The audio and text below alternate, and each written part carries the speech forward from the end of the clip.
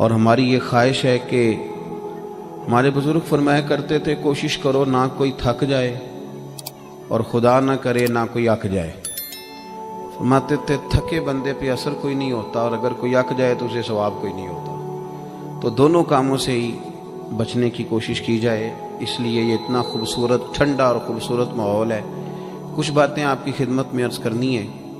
اللہ تبارک و تعالیٰ نے قرآن مجید میں ارشاد فرمایا کہ فلا وربک لا یؤمنون حتی یحکموک فیما شجر بینہم.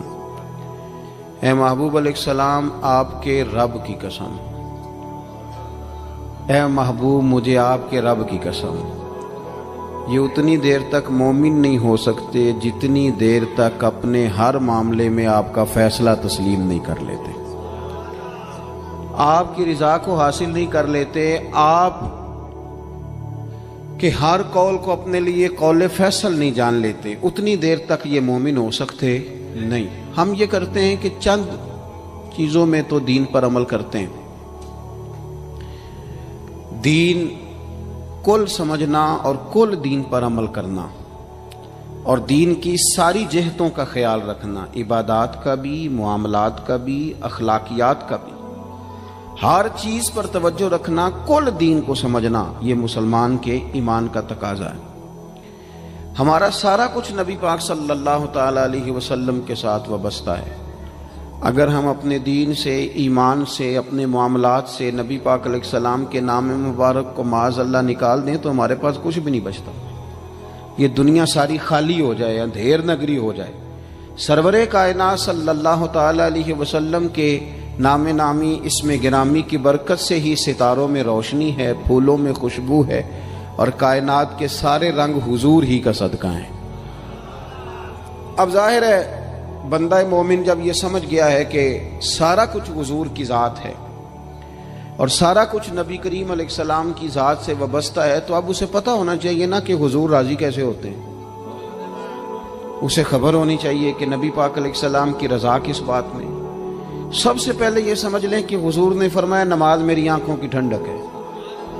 یعنی ہم چونکہ کچھ باتیں بہت زیادہ سنتے ہیں تو اس کا ذائقہ نہیں محسوس کرتے. کبھی حدیث کے لفظوں پر غور کریں. فرمایا نماز میری آنکھوں کی ٹھنڈک ہے. یعنی کہتے ہیں نا آنکھیں ٹھنڈی ہو گئیں. تو حضور فرماتے ہیں جب تو سجدہ کرتا ہے نا میرے امتی، جب تو نماز پڑھتا ہے، رکوع قیام سجود کرتا ہے تو تیرے نبی کی آنکھیں ٹھنڈی ہوتی ہیں. یہ کتنا بڑا رضا والا کام ہے نبی پاک صلی اللہ علیہ وسلم کی نماز پڑھنا. اور حضور کا اپنا نماز کے ساتھ رشتہ یہ تھا کہ سورج گرہن ہوا تو حضور نے نماز کی نیت باندھ لی، چاند گرہن ہوا تو نماز پڑھنے لگے، تیز بارشیں طوفان کی صورت میں آئیں تو نماز پڑھی، بارش نہیں ہوتی تو نماز پڑھی. حتیٰ کہ جنگوں کے موقع پر بھی میرے نبی پاک نماز کی کثرت فرماتے تھے. ہر موقع پر نماز کی طرف توجہ. نماز حضور کی چاہت ہے، آنکھوں کی ٹھنڈک ہے. وہ کس طرح کو امتی ہے جو یہ نہ چاہے گا کہ میرے نبی کی آنکھیں ٹھنڈی ہوں.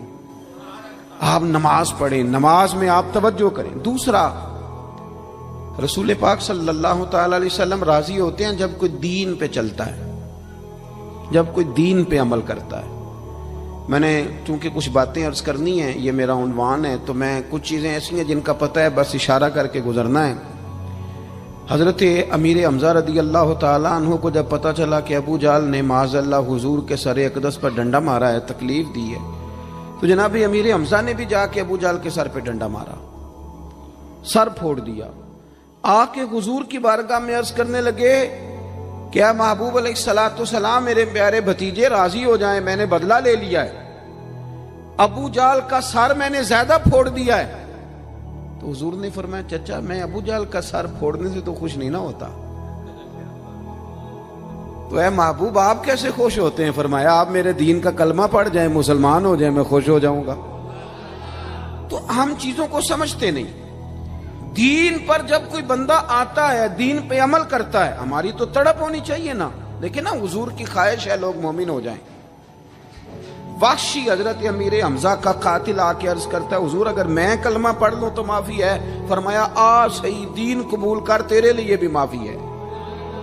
میرے بھائی جو دین پہ آئے، دین پر عمل کرے، اس سے حضور خوش ہوتے ہیں. جھنڈیاں لگانا بڑا کام ہے، یہ کمکمے سجانا بڑا کام ہے، نعرے لگانا بڑا کام ہے، اس میں بڑی سعادت ہے، لیکن سمجھ لینا کہ یہ تو ہم پھول بوٹے لگا رہے ہیں دین کے کام میں، جو بنیاد ہے وہ تو دین قبول کرنا ہے، جو اساس ہے وہ تو دین پہ عمل کرنا ہے۔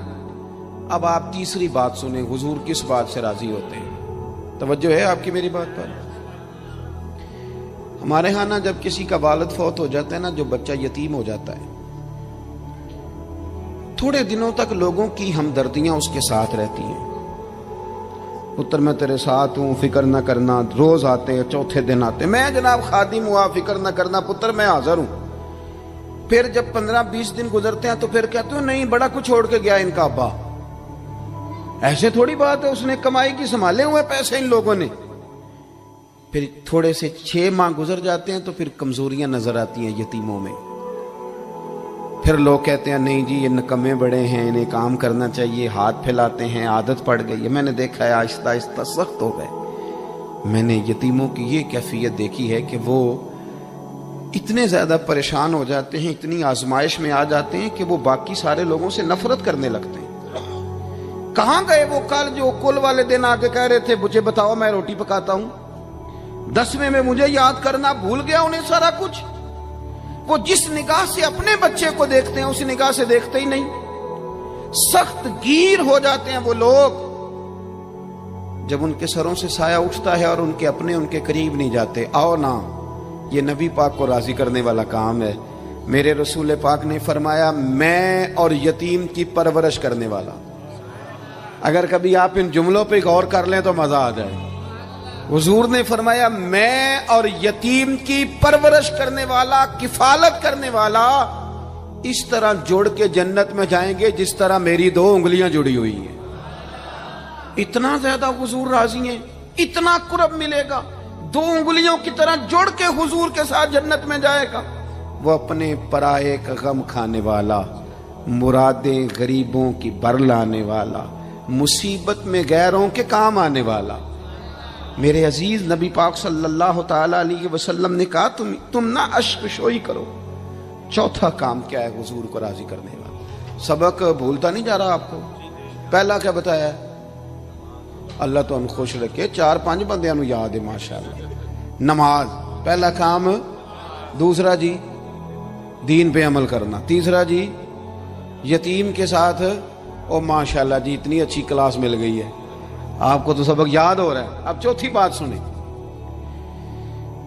آپ نے بڑا سنا ہے بیٹیوں کے بارے میں ہمارے رویے بڑے میٹھے ہیں، بڑے اچھے ہیں، بیٹی او جی دی آ گئی سی بوئے تھے، یہ ساری باتیں بڑی خیر کی، بڑی خیر کی، پر ناراض نہ ہونا۔ بیٹی کو نا پیار بھی دیتے ہیں، بیٹی کے نام پہ روتے بھی ہیں، بڑا کچھ کرتے ہیں، پر بیٹیوں کو حصہ نہیں دیتے۔ اور یہ حصہ صرف کروڑ پتی آدمی کا تو نہیں بنتا، جس کا 5 مرلے کا مکان ہے اس کی بیٹی کا بھی حصہ بنتا ہے۔ چودھریوں پہ اعتراض کرنا، سیٹھوں نوابوں پہ اعتراض کرنا، جاگیرداروں پہ اعتراض کرنا، وہ جو حصہ نہیں دیا آپ نے دیا ہے۔ اور میں نے جی شادی کر دی تھی بچی کی، تو بچے کی نہیں کی، اس پہ نہیں پیسے لگے۔ میں نے جناب یہ حال کر دیا تھا کہ میں نے جناب وہ بچی کو نا جی جہیز اتنا دے دیا، تو وہ بیٹے نے 3 دفعہ کام شروع کر کے جو ضائع کیا ہے کاروبار، وہ نہیں نظر آیا۔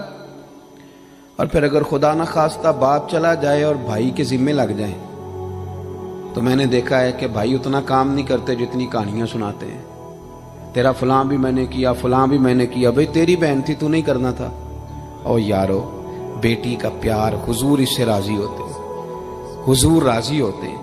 نبی پاک علیہ السلام نے فرمایا جس کے حصے میں 4 بیٹیاں آئیں یا 3 بیٹیاں آئیں یا 2 بیٹیاں آئیں، مختلف روایتوں میں لفظ ہے، یا فرمایا 1 بیٹی آئی، تیاں لئی پردیس میں بابل تے پتراں لی جاگیراں، چپ رہنا تے منہ کچھ بھی نہ کہنا، تیاں دیاں تقدیراں۔ بیٹی کا وہ مقام جو حضور صلی اللہ علیہ وسلم جس سے راضی ہوتے ہیں، اس مقام پر توجہ کریں۔ آج بھی بیٹی ڈری ڈری سی سہمی سی گھر آتی ہے، سہمی۔ اور میں نے وہ والی بیٹیاں بھی دیکھی ہیں کہ شوہر کہہ رہا ہے کہ جا حصہ لے کے آ، تو وہ کہتی ہے میں حصہ مانگنے گئی تو میرا وہ دروازہ بھی بند ہو جائے گا. بھائی کہندا حصہ لے لے تے پرت پھر مرے دا منہ نہ ویکھی. اتنی مشکل میں بیٹی کو ڈال دیا. سنو نا حضور نے فرمایا جس کے ذمے 2 3 یا 1 بیٹی بھی آ گئی، فرمایا اس کی صحیح پرورش کر کے عزت سے رخصت کر کے آ جائے، حضور فرماتے ہیں میں اس کا بازو تھام کے جنت میں ساتھ لے کے جاؤں گا.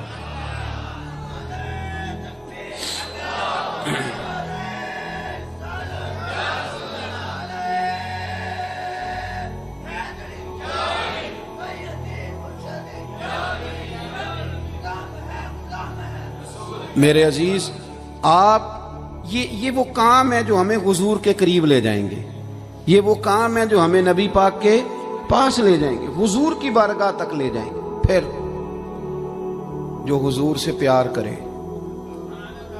جو نبی کریم سے محبت کرے، محبوب فرماتے ہیں جس نے مجھ سے محبت کی نا، لیکن محبت نہ نیری ناروں والی نہ کرے، وہ اس کا عشق رسول صرف محفل والے دن ہی نہ ہو، جب دکان پہ بیٹھے پھر بھی عاشق رسول ہی ہو، جب وہ لین دین کرے تو پھر بھی عاشق رسول ہی ہو، جب وہ لڑائی کا وقت آئے تو اسے پتہ چلے کہ میں معمولی نہیں، میں عاشق رسول ہوں، میں نے بولنا بھی تمیز کے ساتھ ہے. میں چونکہ مجھے لوگ کہتے ہیں حضور سے محبت کرنے والا، تو اس کے رویوں سے بھی پتہ چلے کہ حضور کا پیارا ہے. لوگ نا، میں اپنے سنگیوں سے، پیر بھائیوں سے اکثر کہتا ہوں کہ گھر جا کے کوئی بندہ اپنے پیر صاحب کی بڑی تعریف کرے نا، تو پھر اپنی بیوی کو گالی دے تو بیوی کہتی ہے دسیا تینوں پیر صاحب نے.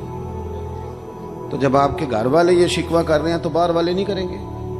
آپ کا عملی انداز بھی تو ہو نا حضور سے محبت کا، عملی انداز، یعنی آپ کے لہجوں سے محبت ٹپکے، آپ کے انداز سے پیار ٹپکے. حضور نے فرمایا جو بندہ مجھ سے پیار کرے گا نا فَكَانَ مَعِيَ فِي الْجَنَّةِ، وہ جنت میں بھی میرے ساتھ ہی ہوگا. محبت مصطفیٰ ایمان کی جان ہے. آگے بڑھیے. چھٹی بات، جو حضور کو راضی کرنا چاہے وہ درود پاک زیادہ پڑھے. یہ جو درود شریف ہے نا، جو لوگ کہتے ہیں نا میری طبیعت کڑوی کڑوی سی رہتی ہے، پتہ نہیں تلخ رہتا ہوں، دل نہیں لگتا، وہ دوائی بھی تو کھاتی ہیں نا پابندی کے ساتھ، بلڈ پریشر بھی تو چیک کرتے ہیں نا پابندی کے ساتھ، مشورہ دیتے ہیں نا ڈاکٹر کہ بلڈ پریشر چیک کرنا، چوتھے دن شوگر چیک کرنا، یہ ساری مصیبتیں بھی تو کرتے ہیں نا. تو جو کہتے ہیں نا پریشان رہتا ہوں، وہ کچھ دن نا پابندی سے درود شریف بھی پڑھ کے دیکھے. ادھر دیکھو میں کیا کہنے لگا ہوں. درود پاک پڑھنے والے بندے کے نا چاروں جانب رحمت ہی رحمت آ جاتی ہے. نہیں، مجھے پتہ ہے نا کہ آپ کی توجہ کس بات پہ ہے، آپ زیادہ توجہ کریں گے تو بات کر لو تو زیادہ آئے گا. چاروں جانور. اچھا چلے میں چونکہ پیر صاحب ہوں، مولوی صاحب ہوں، کافی لوگ، میرا خیال ہے، میرا گمان ہے کہ کافی لوگ مجھے جانتے ہیں. گمان ہو جاتا ہے نا جب گاڑی کے پیچھے لوگ بھاگتے ہیں تو بندے کو بڑی غلط فہمیاں ہوتی ہیں.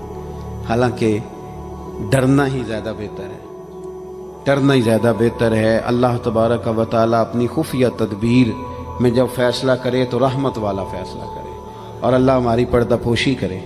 یہ بندے کو غلط فہمیاں ہو جاتی ہیں نا. آپ کبھی پروٹوکول والے بندے دیکھیں نا، پروٹوکول والے 2 گاڑیاں آگے 2 گاڑیاں پیچھے، اور ادھر بھی بندے بھاگ رہے ہیں ادھر بھی بندے بھاگ رہے ہیں. چلیں جو بھاگ رہے ہیں ان کا تو مجھے نہیں پتا، پر جو اندر بیٹھا اسے مزہ بڑا آتا ہے. وہ میری گڈی مگر پہ بج دیں. یہ مطلب، حالانکہ یہ مقام لطف لینے کا نہیں، یہ ڈرنے کا مقام ہے، یہ خوف کا مقام ہے. آپ پروٹوکول دیکھیں کبھی، پروٹوکول. آپ کے سیاستدانوں کو اتنا زیادہ پیار نہیں پاکستان سے، الا ماشاءاللہ. وہ تو یہاں آئیں نہ موج کریں باہر ہی، وہ تو اس لیے آتے ہیں کہ وہاں ان کی گاڑی کے پیچھے کوئی نہیں بھاگتا، یہ مزہ لینے آتے ہیں. نعرہ کوئی نہیں لگاتا تگڑا کر کے. وہاں خود اکیلے سڑکیں پار کرنی پڑتی، وہاں خود دوڑ دھوپ کرنی پڑتی ہے. یہ مزہ جو ہے نا، یہ کھینچ کے یہاں لاتا ہے. او بھائی چاروں جانب کارکن ہو، مرید شاگرد ہوں تو بڑا مزہ آتا ہے، اور اگر چاروں جانب خدا کی رحمت ہو تو، چاروں جانب رحمت ہو تو کیسے ہو. حضور نے وعدہ فرمایا تو 1 بار درود پڑھ، اللہ 10 رحمتیں نازل کرے گا.